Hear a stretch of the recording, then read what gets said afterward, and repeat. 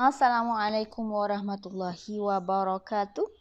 Kembali semula dalam mata pelajaran sejarah. Masih lagi topik pejuang kemerdekaan. Kamu dah belajar 12 orang tokoh pejuang kemerdekaan. Jadi pada hari ini seperti yang cikgu janjikan, kamu akan mengetahui susunan bagaimanakah peristiwa-peristiwa penting ke arah menuntut kemerdekaan. Apakah puncanya penduduk di tanah Melayu ini menuntut kemerdekaan? Dalam buku teks kamu, muka surat 80 dan 81 pada hari ini kita tengok terus melalui buku teks sebab cikgu rasa dah cantik dah disusun di sini untuk cikgu terangkan. Baik. Kamu lihat di sini pada tahun 1942 dan 1945 ada pendudukan Jepun. Ada pendudukan Jepun. Ingat semula dalam campur tangan kuasa luar di tanah Melayu, kita ada Portugis yang masuk di Melaka, kemudian ada Belanda, kemudian masuklah British melalui Singapura dan Pulau Pinang. Ingat? Kemudian dah lama menduduki tanah Melayu, masuklah Jepun dengan konsep Asia untuk orang Asia. Masuknya Jepun di tanah Melayu kerana konsep ini berjaya mempengaruhi orang-orang di tanah Melayu untuk membantu Jepun menawan tanah Melayu sekitar tahun 1942. Tapi tak lama apabila 1945 ini akhirnya menyerah kalah apabila Hiroshima dan Nagasaki dibom oleh British. Ingat? Cikgu dah cerita. Ya. Bila dah habis macam tu, British masuk balik ke tanah Melayu dengan membawa konsep Malayan Union. Apa itu konsep Malayan Union? Memerdekakan tanah jajahan British. Konsepnya nak setiap tanah jajahan British kita kena merdekakan, kata orang British. Tapi ditentang oleh siapa? Oleh Datuk On Bin Jaafar. Datuk On Bin Jaafar yang menubuhkan UMNO. Katanya, bohong dah. Semua ni tak percaya. Kita jangan percaya pada mereka. Kita ada tanah air kita sendiri. Bohong. Jadi, Datuk On Bin Jaafar ini menubuhkan UMNO untuk membantu orang Melayu, memberi kesedaran bahawa kita kena merdeka sendiri. Faham setakat ni? Itulah dia. Kedua, seterusnya, apakah sebab lagi nak sangat merdeka sini? Tengok, ada ancaman komunis. Ancaman komunis oleh Parti Komunis Malaya, PKM. PKM ni kalau ikut dulu, dah ada dah waktu zaman British. PKM ni dah ada dah dulu pada zaman British PKM. Tapi apabila orang Jepun masuk ke tanah Melayu, mereka membentuk MPAJA. MPAJA ada. Sebelum ni kamu ada baca-baca kan. Parti ni, gerakan ni untuk menentang Jepun. Tentera-tentera ni dilatih secara gerila, duduk dalam hutan, menentang secara senyap. Tapi apabila Jepun menyerah kalah, komunis ni naik. Parti komunis ni naik. Dah tak ada siapa yang berkuasa. Mereka jadi ganas. Ada bintang 3. Ada macam-macam. Nanti kamu pergi menengah, kamu akan belajar lagi topik ni dengan lebih mendalam. Tapi asasnya cikgu nak beritahu, ancaman komunis ini datang dari Parti Komunis Malaya yang dulunya menentang British juga sebelum Jepun datang. Nampak? Sehingga Jepun berjaya masuk ke tanah Melayu dengan konsep Asia untuk orang Asia. Tapi akhirnya kena tipu juga.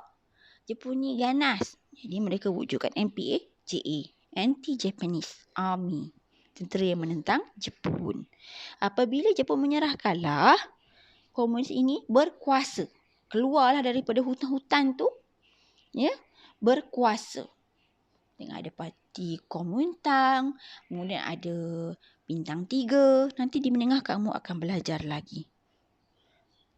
British datang pun tak mampu masa ni nak menentang PKM. Dan akhirnya ada sedikit rundingan di sini. Kamu baca rundingan baling telah diadakan pada tahun 1955. Tetapi gagal. Kerana telah berkuasa sangat sehinggalah darurat diisytiharkan. Apa itu darurat? Kamu dah merasai serba sedikit darurat sekarang kan? Apabila COVID-19 melanda Malaysia. Lebih kurang tapi dulu lagi dahsyat daruratnya? Bolehlah tanya pada mak ayah kamu. Macam mana darurat ni dulu zaman tok-tok, zaman nenek-nenek kita. Ya, kena sembunyi, tak boleh keluar rumah. Keluar kena tembak. Ini cikgu terangkan. Boleh faham setakat ini? Cikgu harap kamu boleh faham. Ya, apabila darurat telah pun diisytiharkan kerana parti komunis ini tak boleh dibendung, orang British tak boleh nak bendung parti komunis Malaya ni dengan bintang 3, Komintang, Min Yuen, ni nama-nama yang cikgu sebutkan. Nanti di menengah kamu akan belajar. Muncullah parti-parti politik yang kamu belajar sebelum ni. Bab yang sebelum ni ada tokoh-tokoh politik tu kan. MCA, MIC, UMNO. Boleh selak balik muka surat di belakang. Siapakah tokoh-tokohnya? Di sinilah ada Hizbul Muslimin. Kemudian ada Parti Islam Malaya PAS. Inilah parti-parti ni. Ada yang telah berkubur dan masih lagi bertahan sehingga kini. Ya, masih lagi bertahan sehingga kini. Ada proses-prosesnya. Nanti di peringkat menengah akan belajar secara lebih mendalam. Kenapa cikgu parti-parti ni? Macam cikgu terangkan, parti-parti ni apakah tujuannya? Untuk memberi kesedaran kepada penduduk di Tanah Melayu betapa kita perlu merdeka dengan cara kita sendiri. Tak perlu lagi duduk di bawah penjajah. Banyak yang mereka tuntut dengan British. Ada suara-suara kesedaran. Ada peranan akbar di sini. Orang mula menulis, orang mula bercakap. Kalau sekarang ada zaman Facebook, Twitter, TikTok. Dulu tak ada. Dulu zaman surat khabar, risalah, bercakap, berdiri di halayak, berpidato, berdebat dan sebagainya. Itu cara orang dulu. Kemudian, apabila dah banyak parti ini, akhirnya adakan pilihan raya bagi perundangan persekutuan melalui parti perikatan. Ingat lagi parti perikatan? Siapa? Ada Tunku Abdul Rahman yang berjaya menyatukan UMNO, UMNO, MCA dan MIC. Yang ini mewakili Parti Melayu, Parti Cina dan Parti Orang India. Ya, kerana imigran asal dulu ditinggalkan di Tanah Melayu, duduk di Tanah Melayu. Apabila penjajah-penjajah ni semua sudah surrender, tak lagi berada di Tanah Melayu, mereka tak bawa balik yang pelombong dan sebagainya. Mereka tetap dah tinggal di Tanah Melayu, kahwin dengan orang sini, duduk di sini kan. Jadi macam mana kita nak bersatu? Ini dalam parti perikatan. Ini cikgu terangkan secara dasar untuk pembelajaran. Kamu jangan cakap cikgu ajar politik. Tidak. Inilah cara kita nak merdeka dahulu. Kemudian apabila ada persidangan, ada banyak perbincangan, akhirnya adalah rundingan London. Ni nak pergi ni, nak menghadap ni. Pergi ke mana? Memang kena pergi ke London. Banyak peristiwanya. Banyak air mata dan keringat yang dikeluarkan. Nak ke London ni bukan senang. Kosnya sangat mahal. Nak bawa banyak persediaannya. Sampailah akhirnya kita merdeka pada tahun 1957. Kemerdekaan Persekutuan Tanah Melayu masa ni tak ada lagi nama Malaysia. Masih guna perkataan Persekutuan Tanah Melayu. Bila? Pada 31 Ogos 1957 tu yang ada lagu. Tanggal 31 bulan 8 57.